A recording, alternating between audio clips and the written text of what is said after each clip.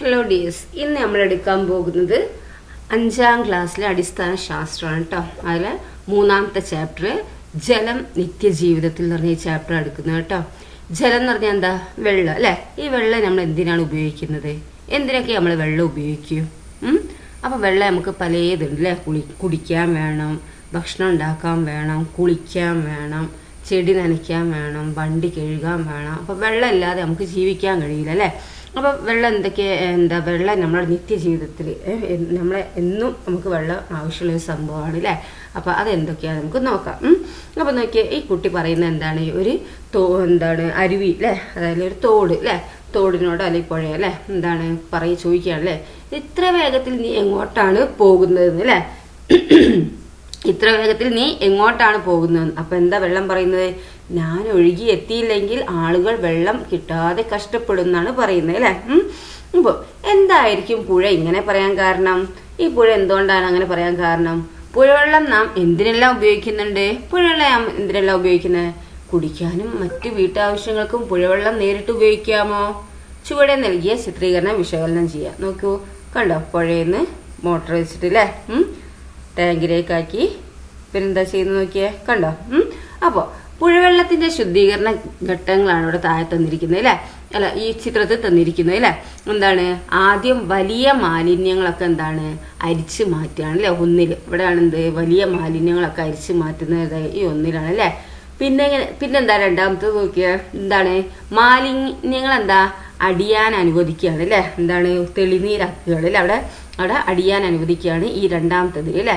മൂന്നാമത്തത് പല തട്ടുള്ള അരിപ്പകൾ കൊണ്ട് അരിച്ചു മാറ്റുകയാണ് അവിടെ. മൂന്നാമത്തേൽ പല തട്ടുള്ള അരിപ്പകൾ കൊണ്ട് അരിച്ചു മാറ്റുന്നു അല്ലേ.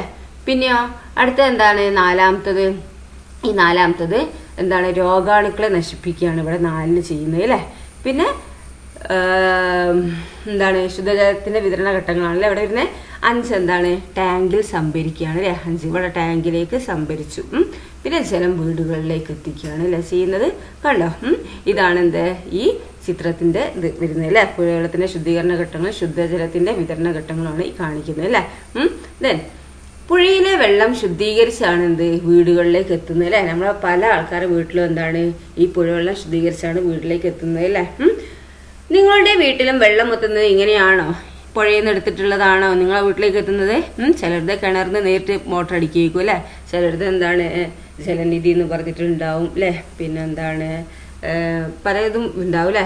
അപ്പം വീട്ടിലേക്ക് വെള്ളം കിട്ടുന്ന മറ്റെന്തെല്ലാം സ്രോതസ്സുകളുണ്ട് എഴുതും. അപ്പം വീട്ടിലേക്ക് വെള്ളം കിട്ടുന്ന മറ്റെന്തെല്ലാം സ്രോതസ്സുകളുള്ളത്? കിണറുണ്ട് അല്ലേ. ചിലർ തോട് എടുക്കും. മോട്ടർ വെച്ച് കുഴൽ കിണർ വെച്ച് ഉപയോഗിക്കുന്നവരുണ്ടാവും അല്ലേ. എന്തൊക്കെയാണ് നിങ്ങൾ ആ സ്രോതസ്സുകൾ എഴുതുക കേട്ടോ. ഒരു ദിവസം നിങ്ങൾക്ക് എത്ര ലിറ്റർ വെള്ളം വേണ്ടി വരും? നമുക്കൊരു ദിവസം എത്ര ലിറ്റർ വെള്ളം വേണ്ടി വരും? 1 ലിറ്റർ മതിയോ നമുക്ക് വെള്ളം? പോരാ അല്ലേ. അപ്പോൾ എത്ര വേണ്ടി വരും നിങ്ങൾക്ക്? വിവിധ ആവശ്യങ്ങൾക്കായി ഒരാൾ ഉപയോഗിച്ച വെള്ളത്തിന്റെ ഏകദേശ അളവ് പട്ടികപ്പെടുത്തിയിരുന്നു നോക്കൂ. ജലത്തിന്റെ ഏകദേശ പ്രതിദിന ഉപയോഗമാണ് കേട്ടോ ഒരാളുടെ ആവശ്യം. കുടിക്കാനും അളവ് ലിറ്ററിൽ 2.5 ലിറ്റർ മുതൽ 3.5 ലിറ്റർ വരെ വെള്ളം കുടിക്കാൻ വേണ്ടി വരും അല്ലേ. പിന്നെ ഭക്ഷണം പാകം ചെയ്യാനോ 3 ലിറ്റർ മുതൽ 4 ലിറ്റർ വരെ വേണ്ടി വരും. പിന്നെ പാത്രങ്ങൾ കഴുകാൻ 6 ലിറ്റർ മുതൽ 8 ലിറ്റർ വരെ വേണ്ടി വരും അല്ലേ. പിന്നെ കുളിക്കാനും വസ്ത്രങ്ങൾ കഴുകാനും 30 ലിറ്റർ വേണ്ടി വരും. ശുചീകരണത്തിന് 50 ലിറ്റർ വേണ്ടി വരും. മറ്റാവശ്യങ്ങൾക്ക് 30 ലിറ്റർ. ആകെ എത്ര? 121.5 ലിറ്റർ ടു 125.5 ലിറ്റർ അല്ലേ ഒരാളെ ആവശ്യമാണ് ഇതൊക്കെ അല്ലേ. അപ്പം ഇതിലും കൂടുതലായിരിക്കും ചിലർ ഉപയോഗിക്കുന്നത് അല്ലേ. ചിലർ കുറവായിരിക്കും. ഒരു ആവറേജ് ആണ് ഇവിടെ, ഏകദേശമാണ് ഇവിടെ കാണിച്ചത് കേട്ടോ. അപ്പോൾ ഇതൊക്കെ നമുക്ക് ആവശ്യമുള്ള അല്ലേ, ഒരാൾക്ക് ആവശ്യത്തിനുള്ളതാണ് അല്ലേ. 50 ലിറ്റർ നമ്മൾ വിചാരിക്കും 50 ലിറ്ററൊക്കെ വേണ്ടി വരും അല്ലേ. ഒക്കെ വേണ്ടി വരും. നമ്മൾ ഉപയോഗിക്കുമ്പോൾ നമുക്ക് അതിൻ്റെ അറിയൂല. നമുക്ക് കറക്റ്റ് അളവൊക്കെ എടുത്തു നോക്കിയാൽ നമുക്കറിയാം അത്രയും നമ്മൾ ഉപയോഗിക്കുന്നുണ്ട് എന്ന് കേട്ടോ. നൽകിയ പട്ടികയിലെ ഉപയോഗവുമായി നിങ്ങളുടെ ഒരു ദിവസത്തെ ഉപയോഗം താരതമ്യം ചെയ്തു നോക്കുക. ഓരോ ദിവസവും എത്രമാത്രം വെള്ളം ആവശ്യമുണ്ടെന്ന് കണ്ടല്ലോ. ചില ഉപയോഗങ്ങൾ നമുക്ക് നിയന്ത്രിക്കാനാവും അല്ലേ. ചില ഉപയോഗങ്ങൾ നമുക്ക് നിയന്ത്രിക്കുക, കൺട്രോൾ ചെയ്യുക അല്ലേ. എന്നാൽ വെള്ളം കുടിക്കാതെ നമുക്ക് ജീവിക്കാനാവില്ല അല്ലേ. പക്ഷെ കുടിക്കാനുള്ളത് നിർബന്ധമായിട്ട് നമുക്ക് വേണം അല്ലേ. അതില്ലാതെ നമുക്ക് ജീവിക്കാനാവില്ല അല്ലേ. കൂടുന്ന ആവശ്യവും കുറയുന്ന ലഭ്യതയും. കൂടുന്ന ആവശ്യവും കുറയുന്ന ലഭ്യതയും. ജനസംഖ്യാ വർധനവും ജല മലിനീകരണത്തിന്റെ തോതിലുള്ള വർധനവും കാരണം ശുദ്ധജല ലഭ്യത കുറഞ്ഞു വരികയാണ് അല്ലെ. എന്താണ്? ജനസംഖ്യാ വർധനവും ജലമലിനീകരണത്തിന്റെ തോതിലുള്ള വർധനവും, ജലമലിനീകരണവുമായിട്ടുള്ള കൂടുതലാണ് അല്ലെ ജലമലിനീകരണം. അതിന്റെ കാരണം എന്താണ്? ശുദ്ധജല ലഭ്യത കുറഞ്ഞു വരികയാണ് അല്ലെ. ലോകത്തെ 200 കോടിയോളം മനുഷ്യർക്ക് ആവശ്യത്തിന് ശുദ്ധജലം ലഭിക്കുന്നില്ല എന്നാണ് കണക്കുകൾ സൂചിപ്പിക്കുന്നത് അല്ലെ. എന്താണ്? ലോകത്ത് 200 കോടിയോളം മനുഷ്യർക്ക് എന്താണ് ആവശ്യത്തിന് ശുദ്ധജലം ലഭിക്കുന്നില്ല എന്നാണ് കണക്കുകൾ സൂചിപ്പിക്കുന്നത്. ഈ സ്ഥിതി തുടർന്നാൽ വരും വർഷങ്ങളിൽ ജലക്ഷാമം കൂടുതൽ രൂക്ഷമാകുമെന്ന് കരുതപ്പെടുന്നു. ജലമലിനീകരണം മൂലമുള്ള രോഗങ്ങൾ കൊണ്ട് ലോകത്ത് പ്രതിവർഷം ദശലക്ഷക്കണക്കിന് ആളുകൾ മരിക്കുന്നുണ്ട്. ഈ ജലമലിനീകരണം മൂലമുള്ള രോഗങ്ങൾ കൊണ്ട് എന്താണ് ലോകത്ത് വർഷം തോറും എന്താണ് ദശലക്ഷക്കണക്കിന് ആളുകൾ മരിക്കുന്നുണ്ട് അല്ലെ. നിങ്ങൾ ഏറ്റവും കൂടുതൽ വെള്ളം ഉപയോഗിക്കുന്നത് എന്താവശ്യത്തിനാണ്? നിങ്ങളുടെ വീട്ടിൽ ഒരു ദിവസം ഏകദേശം എത്ര ലിറ്റർ വെള്ളം ഉപയോഗിക്കുന്നുണ്ട്? കണ്ടെത്തി ശാസ്ത്ര പുസ്തകത്തിൽ എഴുതുക. നമ്മുടെ ശരീരത്തിൽ ജലത്തിന്റെ പ്രാധാന്യം എന്താണ്? ഇപ്പൊ ഈ ഒരു വീട്ടിൽ ഏകദേശം എത്ര ലിറ്റർ വെള്ളം ഉപയോഗിക്കുന്നത്? നമ്മളിപ്പോ സാധാരണ ഇപ്പൊ മോട്ടറൊക്കെ ഉപയോഗിച്ച് നമ്മൾ ചിലപ്പോൾ ടാങ്കിലേക്ക് നിറയ്ക്കുന്നുണ്ടാവും അല്ലെ. ആ ടാങ്ക് എത്ര ലിറ്റർ ഉണ്ടാകും നോക്കുക. എന്നിട്ട് എന്താ ചെയ്യേണ്ടത്? ആ ടാങ്ക് എത്ര ലിറ്റർ ഉണ്ടാകുന്നുണ്ട്, ആ ടാങ്കത്തെ വെള്ളം തീരുന്ന എപ്പോഴാണെന്ന് നോക്കുക. ഓക്കെ, അപ്പൊ എന്താണ് ഒരു ദിവസത്തെ ഇത് നിങ്ങൾക്ക് അറിയാൻ കഴിയും കേട്ടോ. അപ്പൊ നമ്മൾ ചിലപ്പോൾ 1000 ലിറ്റർ ഉള്ള ടാങ്ക് ഉപയോഗിക്കുന്നവരുണ്ടാവും. അപ്പോൾ ഒരു ദിവസം മൊത്തമായിട്ട് ഇന്ന് രാവിലെ അടിച്ചാൽ പിറ്റേത് രാവിലെ വരെ എന്താണ് ഈ വെള്ളം കിട്ടുന്നുണ്ടെങ്കിൽ 1000 ലിറ്ററാണ് ഒരു വീട്ടിൽ ഉപയോഗിക്കുന്നത് അല്ലേ. അതുപോലെ നിങ്ങൾ നോക്കുക കേട്ടോ. ദെൻ നമ്മുടെ ശരീരത്തിൽ ജലത്തിന്റെ പ്രാധാന്യം എന്താണ്? നമ്മുടെ ശരീരത്തിൽ ജലത്തിന്റെ പ്രാധാന്യം എന്താണ്? നമ്മുടെ ശരീരത്തിൽ ജലത്തിന്റെ ഏകദേശം അളവ് നോക്കിയേ.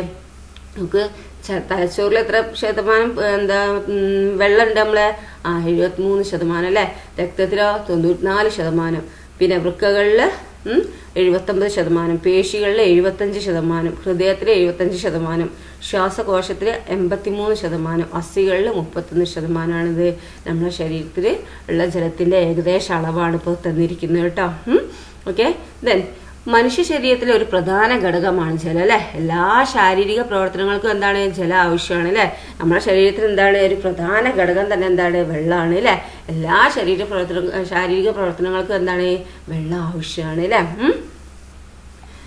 ജലം സസ്യങ്ങളിൽ എന്താണ് ജലം ഈ പ്ലാന്റ്സിൽ അല്ലെ, സസ്യങ്ങളിൽ അല്ലെ, ഈ ചെടികളിലൊക്കെ സസ്യങ്ങൾക്കും ജലം ആവശ്യമാണല്ലോ. സസ്യങ്ങൾക്കും ജലം ആവശ്യമാണല്ലോ അല്ലെ. എന്തെല്ലാം ധർമ്മങ്ങളാണ് ജലം സസ്യങ്ങളിൽ നിർവഹിക്കുന്നത്? എന്തെല്ലാം ധർമ്മങ്ങളാണ് ജലം സസ്യങ്ങളിൽ നിർവഹിക്കുന്നത്? ചിത്രീകരണം നോക്കൂ. ആഹാരത്തെ ഇലകളിൽ നിന്നും മറ്റ് സസ്യഭാഗങ്ങളിൽ നിന്നും എത്തിക്കുന്നതിന് അല്ലെ. എന്താണ്? ആഹാരത്തെ ഇലകളിൽ നിന്നും മറ്റ് സസ്യഭാഗങ്ങളിൽ എത്തിക്കുന്നതിന് എന്താണ് വെള്ളം ആവശ്യമാണ് അല്ലെ. പിന്നെ ആഗിരണം ചെയ്ത ലവണങ്ങൾ ഇലകളിൽ എത്തിക്കുന്നതിന് എന്താണ് വെള്ളം ആവശ്യമാണ് അല്ലെ. പിന്നെ പ്രകാശ സംശ്ലേഷണത്തിന് എന്താണ് വെള്ളം ആവശ്യമാണ്. സസ്യ ശരീരത്തിന്റെ ഘടന നിലനിർത്തുന്നതിന് എന്താണ് വെള്ളം ആവശ്യമാണ് അല്ലെ. അപ്പൊ എല്ലാ ജീവികൾക്കും എന്താണ് ജീവൽ പ്രവർത്തനങ്ങൾക്ക് എന്താ ജലം ആവശ്യമാണ് അല്ലെ. ഇനി നിറവും ആകൃതിയും. നിറവും മണവും ഇല്ല, പക്ഷെ ശുദ്ധജലമായിരിക്കും. അപ്പൊ ശുദ്ധജലത്തിന്റെ പ്രത്യേകത എന്താ? ആ നിറവും മണവും ഒന്നുമില്ല അല്ലെ. അപ്പോൾ എന്താണ് ശുദ്ധജലമായിരിക്കും. ഓക്കെ, കുട്ടിയുടെ അഭിപ്രായം ശ്രദ്ധിച്ചോ. ഈ അഭിപ്രായത്തോട് നിങ്ങൾ യോജിക്കുന്നുണ്ടോ? ഉണ്ട് അല്ലെ. ജലപരിശോധന റിപ്പോർട്ടിലെ ചില വിവരങ്ങളാണ് താഴെ നൽകിയിരിക്കുന്നത്. നോക്കിയേ. പരിശോധിച്ച ഘടകം നിറം, സാന്നിധ്യം ഇല്ല, നിറമില്ല. മണം ഇല്ല, ബാക്ടീരിയ ഉണ്ട്. ഇത്തരത്തിൽ ജലം പരിശോധിക്കുന്നത് കൊണ്ടുള്ള ഗുണം എന്താണ്? നമ്മളെ വെള്ളത്തിൽ എന്താണ് ബാക്ടീരിയകളൊക്കെ ഉണ്ടോ എന്ന് അറിയാൻ കഴിയില്ലേ. ശുദ്ധജലത്തിന്റെ നിർവചനം എഴുതി നോക്കുക. നിങ്ങൾ കുടിക്കുന്ന വെള്ളം ശുദ്ധമാണോ എന്നറിയാൻ വെള്ളത്തിന്റെ സാമ്പിൾ നിങ്ങളുടെ പരിസരത്തെ ഗുണനിലവാര പരിശോധന ലാബുകളിൽ എത്തിച്ചാൽ പരിശോധിച്ച് റിപ്പോർട്ട് ലഭിക്കും. നമ്മളിപ്പോൾ കുടിക്കുന്ന കിണർ വെള്ളമാണെങ്കിലോ അല്ലെങ്കിൽ നമുക്ക് ജലനിധിയുടെ വെള്ളമാണെങ്കിലോ ഇപ്പോൾ അതായത് കുഴൽക്കിണറിലെ വെള്ളമാണെങ്കിലോ ഒക്കെ ശുദ്ധമാണോ എന്നറിയാൻ എന്താണ് ഈ വെള്ളം കുറച്ചെടുത്തിട്ട് അതിന്റെ സാമ്പിൾ എടുത്തിട്ട് കുറച്ചെടുക്കുക. സാമ്പിൾ എന്ന് പറയുമ്പോൾ കുറച്ച് എടുക്കുക. ഒരു കുപ്പിയിലോ ആക്കിയിട്ട് നിങ്ങളുടെ പരിസരത്ത് ഒരു ഗുണനിലവാര പരിശോധന ലാബ് ഉണ്ടാവും. അവിടെ എത്തിച്ചിട്ട് നിങ്ങൾക്ക് പരിശോധിച്ച് അതിന്റെ റിപ്പോർട്ട് ലഭിക്കും. നല്ലതാണ്, ശുദ്ധമാണോ, കുടിക്കാൻ യോഗ്യമാണോ എന്നൊക്കെ കേട്ടോ. ജലത്തിന് ആകൃതി ഉണ്ടോ? ജലത്തിന് ആകൃതി ഉണ്ടോ? ഇപ്പൊ ഗ്ലാസ്സിലാണെങ്കിൽ ഗ്ലാസിന്റെ ആകൃതി, കൂജയിലാണെങ്കിൽ ഇതിന്റെ ആകൃതി അല്ലേ, കൂജന്റെ ആകൃതി. ഇതിലാണെങ്കിൽ ഇതിന്റെ ആകൃതി, കുപ്പിയിലാണെങ്കിൽ കുപ്പീന്റെ ആകൃതി അല്ലെ. പല ആകൃതിയിലുള്ള പാത്രങ്ങളിൽ വെള്ളം എടുക്കൂ. ജലത്തിന്റെ ആകൃതിയും പാത്രത്തിന്റെ ആകൃതിയും തമ്മിൽ ബന്ധമുണ്ടോ? ഉണ്ട് അല്ലെ. അപ്പം ജലത്തിന് ആകൃതി ഇല്ല അല്ലെ. ഓരോ പാത്രത്തിലെയും വെള്ളത്തിന്റെ ആകൃതി നിരീക്ഷിച്ച് ശാസ്ത്ര പുസ്തകത്തിൽ ചിത്രീകരിക്കുക. മുങ്ങുന്നവയും മുങ്ങാത്തവയും ഉണ്ട്. ഇനി എന്താണ് മുങ്ങുന്നവ അല്ലെ? മുങ്ങുന്നവ എന്ന് പറഞ്ഞാൽ എന്താണ്? വെള്ളത്തിലിട്ടാൽ ഇപ്പോൾ നമ്മളെന്താണ് ഒരു ബക്കറ്റ് വെള്ളം എടുക്കുക. ആ ബക്കറ്റിൽ വെള്ളം എടുത്തിട്ട് നമ്മൾ എന്താക്കുക, ഒരു സ്പൂൺ ഇട്ട് വെക്കുക. അപ്പം എന്താ സംഭവിക്കുക? പ്ലാസ്റ്റിക് അല്ല, ഒരു സ്റ്റീലിൻ്റെ സ്പൂൺ ഇടുക. അപ്പം എന്താക്കുക, താന്ന് പോകും അല്ലേ? അപ്പോൾ എന്താ മുങ്ങുന്നവയാണ് അല്ലേ? ഇനി മുങ്ങാത്തത് എന്താണ്? ഒരു പ്ലാസ്റ്റിക്കിൻ്റെ സ്പൂൺ ഇട്ട് വെക്കുക അല്ലേ? പ്ലാസ്റ്റിക് എന്തായിക്കോട്ടെ, സ്പൂണാണെന്നില്ല, പ്ലാസ്റ്റിക് എന്തെങ്കിലും നിങ്ങൾ ഇട്ട് വെക്കുക. അപ്പോൾ എന്താ പൊങ്ങിക്കിടക്കും അല്ലേ? മുങ്ങാത്തവയാണ് അല്ലേ? പിന്നെ അതുപോലെ പേപ്പർ ബോട്ട് അല്ലേ? അതൊക്കെ എന്താ മുങ്ങാത്തവയാണ് അല്ലേ? ചിത്രം നിരീക്ഷിക്കൂ. കണ്ടോ? വെള്ളത്തിൽ പൊങ്ങിക്കിടക്കുന്ന കടലാസ് തോണി കണ്ടല്ലോ.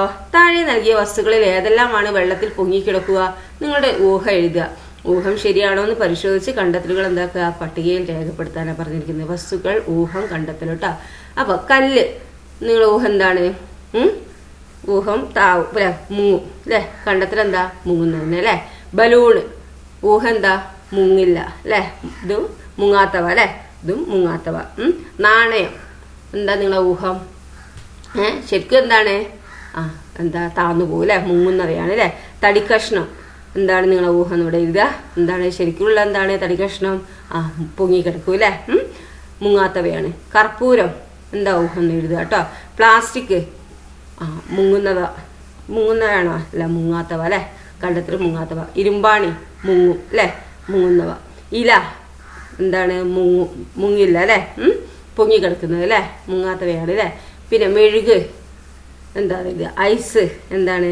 പൊങ്ങിക്കിടക്കും അല്ലെ? വെള്ളത്തിൽ പൊങ്ങിക്കിടക്കാനുള്ള വസ്തുക്കളുടെ കഴിവ് നമ്മുടെ വിവിധ ആവശ്യങ്ങൾക്കായി പ്രയോജനപ്പെടുത്താറുണ്ടല്ലോ അല്ലെ? വെള്ളത്തിൽ പൊങ്ങിക്കിടക്കാനുള്ള വസ്തുക്കളുടെ കഴിവ് നമ്മുടെ വിവിധ ആവശ്യങ്ങൾക്കായി എന്താണ് നമ്മൾ പ്രയോജനപ്പെടുത്താറുണ്ട് അല്ലെ? അത്തരം ചില സന്ദർഭങ്ങൾക്ക് ഉദാഹരണം ഇത് ചങ്ങാടത്തിലെ യാത്ര അല്ലെ? എന്താണ്? പൊങ്ങിക്കിടക്കുന്നതുകൊണ്ട് നമ്മൾ അതിൽ കയറി യാത്ര ചെയ്യുന്നത് അല്ലെ? അതുമാതിരി തോണിയിൽ അല്ലെ? പിന്നെന്താണ്? പിന്നെന്താ? തോണി, പിന്നെ ഈ മരങ്ങളൊക്കെ പൊങ്ങിക്കിടക്കുന്നുണ്ടല്ലോ അല്ലേ? അപ്പോൾ അതൊക്കെ എന്താണ് ഈ യാത്രക്കൊക്കെ ഉപയോഗിക്കുന്നത് അല്ലേ? പിന്നെ ലയിക്കുന്നവയും ലയിക്കാത്തവയും ഉണ്ട് കേട്ടോ. ഇനി എന്താണ്? ലയിക്കുന്നവയും ലയിക്കാത്തവയും. ഇവിടെ എന്താ ഈ കുട്ടി ചേട്ടനോട് പറയുന്നത്? ചേട്ടാ, എനിക്ക് നാരങ്ങ വെള്ളം ഉണ്ടാക്കി തരുമോ എന്ന് ചോദിച്ചു അല്ലേ? അപ്പോൾ എന്താണ് ചേട്ടൻ പറയുന്നത്? വെള്ളത്തിലേക്ക് നാരങ്ങ പിഴിഞ്ഞ് പഞ്ചസാര ഇട്ട് ഇളക്കുക, നാരങ്ങ വെള്ളം റെഡി എന്ന് പറഞ്ഞു അല്ലേ? പഞ്ചസാര എവിടെ പോയി? അപ്പോൾ അതിൽ നോക്കിയപ്പോൾ പഞ്ചസാര കാണുന്നില്ല. പഞ്ചസാര വെള്ളത്തിൽ ലയിച്ചു ചേർന്നത് കൊണ്ടാണ് കാണാൻ കഴിയാത്തത്. അപ്പോൾ പഞ്ചസാര എന്താ? അതിൽ ലയിച്ച് ചേർന്നുകൊണ്ടാണ് എന്ത് കാണാൻ കഴിയാത്തത് അല്ലേ? അപ്പോൾ എല്ലാ വസ്തുക്കളിലും വെള്ളത്തിൽ ലയിക്കുമോ? നിങ്ങളൊരു ഉപ്പ് എടുക്കുക. ഉപ്പ് എടുത്തിട്ട് വെള്ളത്തിലിട്ട് ഇളക്കി വെക്കുക. ഉപ്പ് അതിൽ കാണാൻ കഴിയുമോ? ഇല്ല അല്ലേ? അപ്പോൾ അത് ലയിക്കുന്നതാണ് അല്ലേ? ഇനിയിപ്പോൾ നിങ്ങൾ എന്താക്കുക? കുറച്ച് മണലെടുക്കുക. മണലെടുത്തിട്ട് നിങ്ങളൊന്ന് വെള്ളത്തിൽ ഇതാക്കി വെക്കുക, ഇളക്കി വെക്കുക. നിങ്ങൾക്ക് കാണാൻ കഴിയുന്നുണ്ടോ? കാണുന്നുണ്ട് അല്ലേ? അപ്പോൾ മണൽ എന്താണ്? ലയിക്കാത്തതാണ് അല്ലേ? വെള്ളത്തിൽ ലയിക്കൂല. അപ്പോൾ നമ്മൾ വെള്ളത്തിലിട്ടാൽ അത് അതിലുള്ള എന്താണ്? ആ വസ്തു പിന്നെ നമ്മൾ കാണൂല. ആ കാണാത്തതാണ് എന്ത്? അത് ലയിക്കുന്നത് കേട്ടോ. ലയിക്കാത്തത് എന്താണ്? നമ്മൾ ആ വസ്തു അതിലിട്ടാൽ അതിൽ കാണുന്നുണ്ടെങ്കിൽ അത് ലയിക്കാത്തത്. ഓക്കെ. അപ്പോൾ വെള്ളത്തിൽ ലയിക്കാത്ത വസ്തുക്കളെ എങ്ങനെ നമ്മൾ കണ്ടെത്തുക? താഴെ പറയുന്ന വസ്തുക്കൾ ഉപയോഗിച്ച് ഒരു പരീക്ഷണം ചെയ്താലോ? പഞ്ചസാര, ഉപ്പ്, വിനാഗിരി, അപ്പകാരം, സോപ്പ് പൊടി, മണ്ണെണ്ണ, വെളിച്ചെണ്ണ, മെഴുക്, കർപ്പൂരം, തുരിശ്, പൊട്ടാസ്യം പെർമാംഗനേറ്റ്. ഈ മുകളിൽ കൊടുത്ത വസ്തുക്കളിൽ വെള്ളത്തിൽ ലയിക്കുന്നവ ഏതൊക്കെയാണ്? വെള്ളത്തിൽ ലയിക്കാത്ത വസ്തുക്കൾ ഏതെങ്കിലും ഉണ്ടോ? നിങ്ങളുടെ ഊഹം എഴുതുക. അപ്പോൾ എന്താണ് ഇവിടെ ഇതാ പരീക്ഷണം ചെയ്ത് നോക്കി നിങ്ങളുടെ കണ്ടെത്തലുകൾ പട്ടികപ്പെടുത്തുക. ജലത്തിൽ ലയിക്കുന്നവ ഏതൊക്കെയാണെന്നും ജലത്തിൽ ലയിക്കാത്തവ ഏതെന്ന്. അപ്പോൾ ജലത്തിൽ ലയിക്കുന്നവ അതിൽ ഏതൊക്കെയാണ്? പഞ്ചസാര ലയിക്കും, ഉപ്പ് ലയിക്കും, വിനാഗിരി ലയിക്കും അല്ലെ? അപ്പകാരം എന്താണ്? ലയിക്കും, സോപ്പ് പൊടി ലയിക്കും അല്ലേ? മണ്ണെണ്ണയോ വെളിച്ചെണ്ണയോ മെഴുക് ഇല്ല, ലയിക്കാത്ത അല്ലേ? കർപ്പൂരം എന്താണ്? തുരിശ്, പൊട്ടാസ്യം പെർമാംഗനേറ്റ് അല്ലേ? എന്താണ്? ലയിക്കോ എന്താണ്? ലയിക്കാത്തവയൊക്കെ ഉണ്ട് അല്ലേ? ചില ഖരവസ്തുക്കളും ദ്രാവകങ്ങളും വെള്ളത്തിൽ ലയിക്കുന്നു എന്ന് കണ്ടല്ലോ. വാതകങ്ങൾ ജലത്തിൽ ലയിക്കുമോ? നിങ്ങളുടെ ഊഹം എഴുതി വെക്കുക. വാതകങ്ങൾ എന്താണ്? വെള്ളത്തിൽ ലയിക്കുമോ എന്നാണ് ചോദിച്ചിരിക്കുന്നത്. അക്വേറിയത്തിലെ മത്സ്യങ്ങൾക്ക് ശ്വസിക്കാൻ ഓക്സിജൻ എവിടെ നിന്നാണ് ലഭിക്കുന്നത്? അക്വേറിയത്തിലെ മത്സ്യങ്ങൾക്ക് ശ്വസിക്കാൻ എന്താണ്? എല്ലാ ജീവികൾക്കും ശ്വസിക്കാൻ ഓക്സിജൻ ആവശ്യമാണ് അല്ലേ? അപ്പോൾ അക്വേറിയത്തിലെ മത്സ്യങ്ങൾക്ക് ശ്വസിക്കാൻ ഓക്സിജൻ എവിടെ നിന്നാണ് ലഭിക്കുന്നത്? വെള്ളത്തിൽ നിന്ന് അല്ലേ? സോഡ കുപ്പി തുറക്കുമ്പോൾ കുമിളകൾ പുറത്തു വരുന്നത് നിങ്ങൾ കണ്ടിട്ടുണ്ടല്ലോ. എങ്ങനെയാണ് സോഡ ഉണ്ടാക്കുന്നത്? നോക്കാം. ജലത്തിൽ കാർബൺ ഡയോക്സൈഡ് വാതകം ലയിപ്പിച്ചാണ് സോഡ ഉണ്ടാക്കുന്നത്. എന്താണ്? ജലത്തിൽ കാർബൺ ഡയോക്സൈഡ് വാതകം ലയിപ്പിച്ചാണ് എന്ത്? സോഡ ഉണ്ടാക്കുന്നത്. സോഡ കുപ്പി തുറക്കുമ്പോൾ കാർബൺ ഡയോക്സൈഡ് വാതകം സ്വതന്ത്രമാകുന്നത് കൊണ്ടാണ് എന്ത്? കുമിളകൾ ഉണ്ടാകുന്നത്. എന്താണ്? ജലത്തിൽ കാർബൺ ഡയോക്സൈഡ് വാതകം ലയിപ്പിച്ചാണ് എന്ത്? സോഡ ഉണ്ടാക്കുന്നത്. സോഡ കുപ്പി തുറക്കുമ്പോൾ എന്താണ്? കാർബൺ ഡയോക്സൈഡിന്റെ ഈ വാതകം സ്വതന്ത്രമാകുന്നത് കൊണ്ടാണ് എന്ത്? കുമിളകൾ ഉണ്ടാകുന്നത്. നാരങ്ങ വെള്ളം തയ്യാറാക്കിയപ്പോൾ എന്തെല്ലാമാണ് ലയിച്ചു ചേർന്നത്? ഇവ എന്തിനാണ് ലയിച്ചത്? നാരങ്ങ വെള്ളം പഞ്ചസാര അല്ലെ. പിന്നെ ലയിച്ചു ചേരുന്ന വസ്തുവിനെ ലീനം എന്നും എന്തിലാണോ ലയിച്ചു ചേരുന്നത് ആ വസ്തുവിനെ ലായകം എന്ന് പറയുന്നു കേട്ടോ. അപ്പൊ എന്താണ്? ലയിച്ചു ചേരുന്ന വസ്തുവിനെ ലീനം. ലയിച്ചു ചേരുന്നത്. അപ്പോൾ പഞ്ചസാര എന്താണ്? നമ്മൾ വെള്ളത്തിൽ ലയിച്ചു തീർന്നല്ലോ അല്ലെ. അപ്പോൾ വെള്ളത്തിൽ പഞ്ചസാര ഇട്ട് ഇളക്കി നമ്മള്. അപ്പൊ എന്താണ്? പഞ്ചസാര അതിൽ ലയിച്ചു ചേർന്നു അല്ലെ. അപ്പൊ പഞ്ചസാര എന്താണ്? ലീനാണ് അല്ലെ. ഈ ലയിച്ചു ചേരുന്നത് എന്തിലാണോ ലയിച്ചു ചേരുന്നത്? വെള്ളത്തിലാണ് ലയിച്ചു ചേരുന്നത് അല്ലെ. അപ്പൊ അതിനെ വെള്ളത്തിനാണ് എന്ത്? ലായകം എന്ന് പറയുന്നത് കേട്ടോ. ഇനി ലീനം ലായകത്തിൽ ലയിച്ചുണ്ടാകുന്നതിനെയാണ് ലായനി എന്ന് പറയുന്നത്. അപ്പൊ പഞ്ചസാര വെള്ളത്തിൽ ലയിച്ചുണ്ടായല്ലോ. അപ്പൊ ആ വെള്ളം മൊത്തത്തിന് എന്താണ്? ലായനി അല്ലെ. പഞ്ചസാര വെള്ളത്തിന് എന്താ പറയാ? ലായനി എന്ന് പറയും. ഓക്കെ. അപ്പം ലീനം, പിന്നെന്താണ്? ലായകം, ലായനി കേട്ടോ. ഓക്കെ. മുമ്പ് ചെയ്ത പ്രവർത്തനങ്ങളിൽ ഓരോന്നിനെയും ലായനി, ലീനം, ലായകം എന്നിവ പട്ടികപ്പെടുത്തി എഴുതി നോക്കുക. പഞ്ചസാര ലായനിയിൽ ലീൻ എന്താ? പഞ്ചസാര അല്ലെ. ലായകം വെള്ളം. ഈ സോഡയില് ലീൻ എന്താണ്? കാർബൺ ഡയോക്സൈഡ് അല്ലെ. ലായകം വെള്ളം അല്ലെ. ഇനി എന്തൊക്കെയാന്നുള്ളത് നിങ്ങൾ എഴുതുക. വെള്ളത്തിൽ ലയിക്കുന്ന മറ്റു വസ്തുക്കൾ കണ്ടെത്തി പട്ടിക വിവരിക്കുക കേട്ടോ.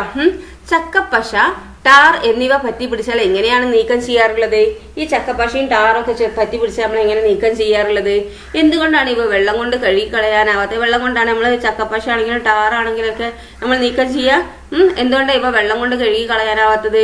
ബോൾ പേരയിലെ മഷി വസ്ത്രത്തിൽ പുറണ്ടാൽ അത് നീക്കം ചെയ്യാൻ എന്താണ് മാർഗം?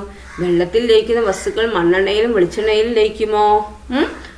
മണ്ണെണ്ണയിലും വെളിച്ചെണ്ണയിലൊക്കെ ലയിക്കുമോ? പഞ്ചസാര മണ്ണെണ്ണയിൽ ഇട്ടോ ഒന്ന് ഇളക്കി നോക്കൂ, ലയിക്കുമോ? എന്താണ്? പട്ടികയിൽ നൽകിയിരിക്കുന്ന ലീനങ്ങൾ വിവിധ ലായകങ്ങളിൽ ലയിപ്പിച്ച് നോക്കുക. ലായകം നോക്കൂ. ജലം, മണ്ണെണ്ണ, വെളിച്ചെണ്ണ. പഞ്ചസാര ജലത്തിൽ ഇട്ടിട്ട് നോക്കുക. ഉപ്പും നോക്കുക. അപ്പകാരം, തുരിശി, കർപ്പൂരം ഒക്കെ നോക്കുക. പിന്നെ മണ്ണെണ്ണയിലും പഞ്ചസാരയും ഉപ്പൊക്കെ ഇട്ട് നോക്കുക. വെളിച്ചെണ്ണയിലും അതുപോലെ ഇട്ട് നോക്കുക. അപ്പൊ എന്താണ്? ലയിക്കുന്നുണ്ടോ എന്ന് നോക്കുക. പൂർത്തിയാക്കിയ പട്ടിക വിശകലനം ചെയ്ത് എന്താണ്? കണ്ടെത്തലുകൾ എഴുതാനാണ് പറഞ്ഞിരിക്കുന്നത്. അപ്പൊ ജലത്തിന് നിരവധി വസ്തുക്കളെ ലയിപ്പിക്കാൻ കഴിവുണ്ട് അല്ലെ. അതിനാൽ ജലത്തെ സാർവിക ലായകം, യൂണിവേഴ്സൽ സോൾവെന്റ് എന്ന് പറയുന്നു കേട്ടോ. എന്താണ്? വെള്ളത്തിലാണ് കുറേ വസ്തുക്കളെ ലയിപ്പിക്കാനുള്ള കഴിവുള്ളത് അല്ലെ. അപ്പൊ ഈ വെള്ളത്തിന് എന്താണ് പറയുന്നത്? സാർവിക ലായകം. ഓക്കെ. സാർവിക ലായകം എന്നാണ് പറയുക ഈ വെള്ളത്തിന് കേട്ടോ. എന്തുകൊണ്ടാണ് സാർവിക ലായകം എന്ന് പറയുന്നത്? വെള്ളത്തിന് നിരവധി വസ്തുക്കളെ ലയിപ്പിക്കാനുള്ള കഴിവുള്ളത് കൊണ്ടാണ് വെള്ളത്തെ സാർവിക ലായകം, ജലത്തെ സാർവിക ലായകം എന്ന് പറയുന്നത്. ജലത്തിന്റെ ലായക ശേഷി പ്രയോജനപ്പെടുത്തുന്ന കൂടുതൽ ഉദാഹരണങ്ങൾ എഴുതാനാണ് പറഞ്ഞിരിക്കുന്നത്. വസ്ത്രങ്ങൾ അലക്കാന് അല്ലെ. പിന്നെ എന്തൊക്കെയാന്ന് എഴുതുക. വെള്ളം, പഞ്ചസാര, മഷി എന്നിവ ഉപയോഗിച്ച് താഴെ പറയുന്ന രീതിയിൽ പരീക്ഷണം ചെയ്തു നോക്കൂ. വെള്ളം, പഞ്ചസാര, മഷി എന്നിവ ഉപയോഗിച്ച് താഴെ പറയുന്ന പരീക്ഷണം ചെയ്തു നോക്കുക. 2 ഗ്ലാസ്സുകളിൽ വെള്ളം എടുത്ത് ഒന്നിൽ പഞ്ചസാര തരികളും മറ്റൊന്നിൽ പൊടിച്ച പഞ്ചസാരയും ലയിപ്പിച്ച് നോക്കുക. എന്താ സംഭവിക്കാൻ നോക്കുക. ഈ 2 ഗ്ലാസ്സുകളിൽ വെള്ളം എടുത്ത് ഒന്നിൽ പഞ്ചസാര ഇളക്കാതെയും രണ്ടാമത്തേതിൽ പഞ്ചസാര ഇളക്കിയും ലയിപ്പിച്ച് നോക്കൂ.